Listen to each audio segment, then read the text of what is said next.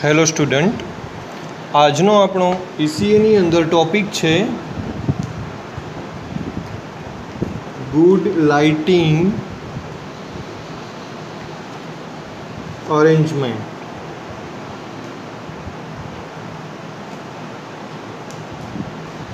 Okay, આપણો આજનો topic છે ગુડ લાઇટિંગ અરેન્જમેન્ટ. તો આપણે વાત કરીએ કે કોઈ પણ બિલ્ડિંગ લઈ લો, ઇન્ડસ્ટ્રી લઈ લો, street light, hotel, cinema, hostel, કોઈ પણ પર્ટિક્યુલર કોમ્પ્લેક્સ, બરાબર, એ દરેક જગ્યાએ જે લાઇટિંગ છે એ મૂકવામાં આવે છે. ક્લિયર? લાઇટિંગનું અરેન્જમેન્ટ કરવામાં આવે છે. તો એની જ્યારે ડિઝાઇન ક્રિએટ કરવાની હોય, ઓકે, ત્યારે એ વખતે એનો ઇનિશિયલ કોસ્ટ, પછી એનું મેન્ટેનન્સ કોસ્ટ, પછી એની રનિંગ કોસ્ટ, એનર્જી મતલબ જે ઇલેક્ટ્રિસિટી જે યુઝ કરવાની છે, બરાબર, એ બધી જ વસ્તુને કન્સિડર એટલે કે ધ્યાનમાં લેવામાં આવે છે ગુડ લાઇટિંગ અરેન્જમેન્ટમાં. ઓકે, અને એવી રીતે એનું લાઇટિંગ અરેન્જમેન્ટ કરવામાં આવે છે કે મેક્સિમમ એનર્જીનો યુઝ થાય. શું થાય? એનર્જીનો મેક્સિમમ યુઝ થાય અને જોડે જોડે એનર્જી સેવિંગ પણ થાય.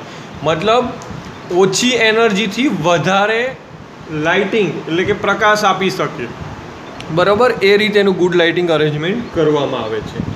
તો આપણે જોઈએ તો લાઇટિંગ અરેન્જમેન્ટ છે એ મોસ્ટલી એના આટલા આપણે પાર્ટ્સ પાડી શકીએ. એક તો છે ડોમેસ્ટિક, ઓકે, એટલે કે ઘરગથ્થુ ક્ષેત્રે. પછી છે ઇન્ડસ્ટ્રીયલ, ઔદ્યોગિક ક્ષેત્રે. પછી છે સ્ટ્રીટ લાઇટ, ક્લિયર, અને પછી છે સ્પોર્ટ્સ કોમ્પ્લેક્સ તમે લઈ શકો છો.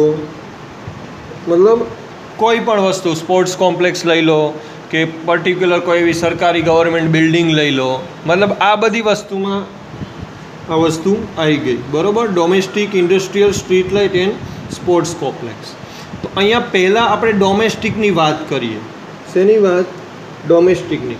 તો ડોમેસ્ટિકમાં તો મેઇન લાઇટિંગ અરેન્જમેન્ટમાં શું તમારે કન્સિડર કરવાનું હોય છે તો કે એનું ઇલ્યુમિનેશન લેવલ. તમે UEEની અંદર 4th સેમેસ્ટરમાં ભણી ગયા કે વોટ ઇઝ ઇલ્યુમિનેશન, ઓકે. તો કે એનું ઇલ્યુમિનેશન લેવલ તમારે ધ્યાન રાખવાનું હોય છે. પર્ટિક્યુલર કોઈ હાઉસ છે તો એની અંદર 2 BHK એટલે કે 2 બેડ હોલ કિચન, ઓકે. તો રૂમમાં મતલબ રૂમ્સની અંદર આ બંને રૂમ છે એમાં કેટલી લાઇટનો મતલબ પ્રકાશ જોશે, હોલમાં કેટલો જોઈએ, કિચનમાં કેટલો જોઈએ, બાથરૂમમાં આ તે, એટલે કેટલા વોટના બલ્બ યુઝ કરવા, શું યુઝ કરવું, એ બધું લાઇટિંગ અરેન્જમેન્ટમાં જોવાનું હોય છે. અને અહીંયા વાત છે good lighting arrangement with energy saving. શું છે? Energy saving. તો હોમની ડિઝાઇન એવી કરવામાં આવે છે કે તમે મેક્સિમમ સનલાઇટ, એ પણ લાઇટ જ છે એક પ્રકારની, તો તમે મેક્સિમમ સનલાઇટ મોર્નિંગના ટાઈમમાં યુઝ કરી શકો. તમે જોવો છો પર્ટિક્યુલર ઘણા હાઉસ એ ટાઈપના હોય છે, અંધારા મતલબ ડાર્ક, કે એના દિવસમાં પણ અહીંયા બલ્બ ને એ બધું ચાલુ રાખવું પડે છે, બરાબર. તો વેન્ટિલેશન એવું પ્રોવાઈડ કરો તમે, અથવા તો હવાની અવરજવર માટે એને મતલબ વિન્ડો એ રીતે રાખો, એનો ડોર એ રીતે રાખો કે મેક્સિમમ સનલાઇટ તમે એમાં યુઝ કરી શકો, તો પણ એનર્જીનું સેવિંગ થાય. ક્લિયર? બીજી વાત આપણે કરીએ લાઇટિંગ અરેન્જમેન્ટમાં, તો જે ડોમેસ્ટિક લેવલે છે, ઓકે, તો મતલબ એનું લાઇટ ફિટિંગ એ પણ જોવાનું હોય છે. બલ્બની હાઇટ, કેટલા હાઇટે બલ્બ રાખો, બરાબર. તમે એકદમ તમારું ફોર એક્ઝામ્પલ આ સીલિંગ છે, સીલિંગથી અને આ તમારો ફ્લોર છે ફોર એક્ઝામ્પલ, આ બંને વચ્ચેનું ડિસ્ટન્સ છે 10 ફૂટનું, બરાબર. તો માની લો કે અહીંથી તમે આટલું અને અહીંયા તમે બલ્બ રાખો છો, તો આ વસ્તુ વ્યાજબી નથી, મતલબ આ પોઈન્ટ છે ખોટો છે. તો એનું એક ફિક્સ હોય છે કે અમુક 2 મીટર પછી કે 1.5 મીટર પછી અહીં બલ્બ રાખો તો આખા રૂમમાં પ્રકાશ એ આપી શકે. તો એ રીતે બધું લાઇટિંગ અરેન્જમેન્ટ જોવાનું હોય છે. ટ્યુબલાઇટ કઈ રીતે રાખવી, પ્લસ જોડે જોડે તમે નોર્મલ ઇન્કેસેન્ટ લેમ્પ જે યુઝ કરતા એની બદલે CFL LED એ યુઝ કરો. ઓકે, તો આ બધી છે ડોમેસ્ટિકની વાત. પછી બીજો પોઈન્ટ આવે છે ઇન્ડસ્ટ્રીયલ. તો ઇન્ડસ્ટ્રીયલમાં તમે જોવા જાઓ તો બે પર્ટિક્યુલર મતલબ એના 3 પાર્ટ્સ પડે છે. એક તો છે નોર્મલ લાઇટ. કઈ? Normal light. બીજી છે ફિક્સ અને ત્રીજી છે emergency. Okay, normal light, fix and emergency. તો નોર્મલમાં કેવું છે તો કે કોઈ પણ પર્ટિક્યુલર ઇન્ડસ્ટ્રી છે, એનો શેડ છે, બરાબર, એનું ગોડાઉન છે, તો અહીંયા બલ્બ કેટલી ઊંચાઈ ઉપર રાખવો, મતલબ પર્ટિક્યુલર એક ફિક્સ પોઈન્ટ હોય છે કે બલ્બ છે એ નોર્મલ લાઇટમાં 3.5 મીટરથી ઊંચાઈ ઉપર લટકાવેલો હોય છે. બીજી વસ્તુ કે જોડે જોડે ત્યાં ક્રેન વગેરેનો બધાનો યુઝ થતો હોય છે, બરાબર, તો એને ક્યાંય ડિસ્ટર્બન્સ થાય નહીં, ક્યાંય રસ્તામાં પેલું થાય નહીં, એટલા માટે એ રીતે બલ્બ ટ્યુબલાઇટ ગોઠવેલી હોય છે. આ થઈ ગઈ નોર્મલ લાઇટનો. એમાં આપણે જે ઘરમાં જે બલ્બ યુઝ કરતા હોય એની કરતાં થોડા વધારે હાઈ, ઓકે, એ પ્રકારના બલ્બ એમાં યુઝ કરવા પડે.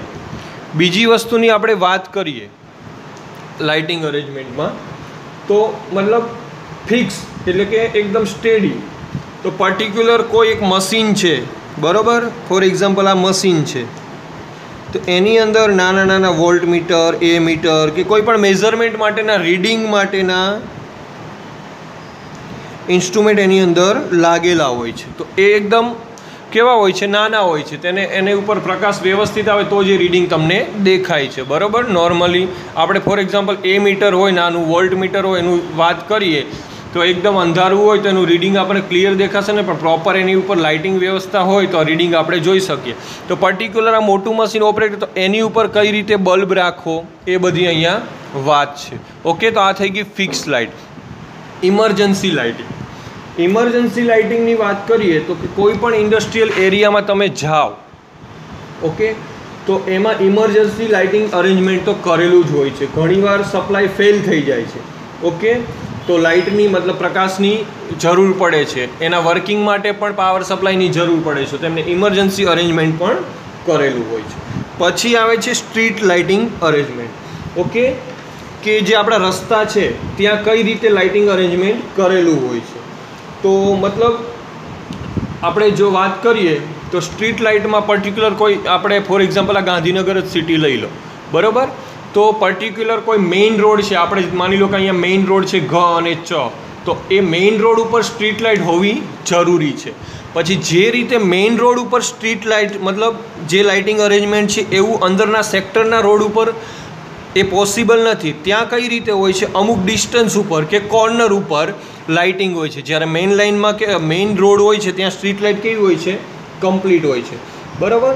પછી આપણે એનર્જી જોડે જોડે એનર્જી સેવિંગની પણ વાત છે. તો સ્ટ્રીટ લાઇટ એ રીતે તમે યુઝ કરો. અત્યારે તો તમને ખ્યાલ જ છે, બરાબર, સનલાઇટ ઉપર પણ સ્ટ્રીટ લાઇટ ઓપરેટ થાય છે. દિવસ દરમિયાન ચાર્જ થાય, રાતે એને ઓન કરવામાં આવે છે, તો પણ ત્યાં એનર્જીનું સેવિંગ થઈ શકે. ઓકે, પછી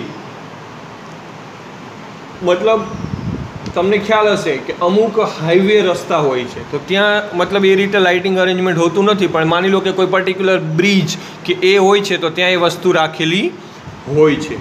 કોઈ 4 રસ્તા એટલે કે આ રીતે ક્રોસ થતો હોય તો ત્યાં પણ લાઇટિંગ અરેન્જમેન્ટ હોય છે. પછી આવે સ્પોર્ટ્સ સેક્ટરની, રમતગમત, બરાબર.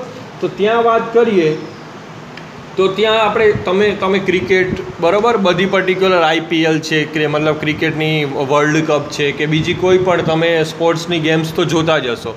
તો ગ્રાઉન્ડ જે છે, બરાબર, ત્યાં પર્ટિક્યુલર હેલોજન લાગેલી હોય છે. ત્યાં આપણે CFL કે LED કે એવા બલ્બનો યુઝ થતો નથી. તો સ્પોર્ટ્સ જે કોમ્પ્લેક્સ છે ત્યાં પણ આખું લાઇટિંગ અરેન્જમેન્ટ અલગ હોય છે, કારણ કે સ્પોર્ટ્સ કોમ્પ્લેક્સ જે છે ત્યાં પર્ટિક્યુલર જે ગ્રાઉન્ડ હોય છે, બરાબર, ત્યાં ફિક્સ નથી હોતું કે મોર્નિંગ ટાઈમમાં જ તે બધી એક્ટિવિટી થશે.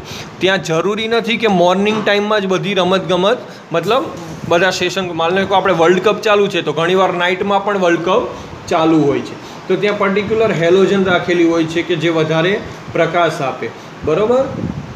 એ મતલબ અને એકદમ રિફ્લેક્ટ શું કહે છે એની જે સરફેસ હોય છે ગ્રાઉન્ડની એકદમ વ્યવસ્થિત હોય છે, એટલે કે સારું એનું રિફ્લેક્શન પડે ને આખા ગ્રાઉન્ડમાં એ પ્રકાશ ફેલાય. માની લો કે આ સ્પોર્ટ્સ ગ્રાઉન્ડ છે, ક્લિયર. તો અહીંયા પોલ છે, ત્યાંથી આ જે હેલોજન લગાવેલી હોય છે ત્યાંથી આ રીતે એનો પ્રકાશ પડતો હોય છે અને આખા ગ્રાઉન્ડમાં ફેલાતો હોય છે. એ રીતે જેમ ક્રિકેટનું ગ્રાઉન્ડ છે તો ફરતે બધી જ સાઈડ એ રીતે હેલોજન ત્યાં લગાવેલી હોય છે. તો આ થઈ ગયું ગુડ લાઇટિંગ અરેન્જમેન્ટ. આનાથી શું થશે કે તમે જે અત્યારે એનર્જી શોર્ટેજ તો છે જ, તો મેક્સિમમ એનર્જી સેવિંગ થશે અને તમને ખ્યાલ આવશે કે પર્ટિક્યુલર કયા પોઈન્ટ ઉપર કઈ રીતે લાઇટિંગ અરેન્જમેન્ટ તમારે કન્સિડર કરવું. એમાં તમારે એની રનિંગ કોસ્ટ, બરાબર, પછી મેન્ટેનન્સ કોસ્ટ, ડિઝાઇન કોસ્ટ, એ બધી જ વસ્તુ કન્સિડર કરવાની હોય છે. આપણે આગળના ચેપ્ટરમાં ભણવાનું જ છે કોસ્ટ વિશે, કે કઈ રીતે કોસ્ટનું તમે કેલ્ક્યુલેશન કરી શકો. Okay, thank you.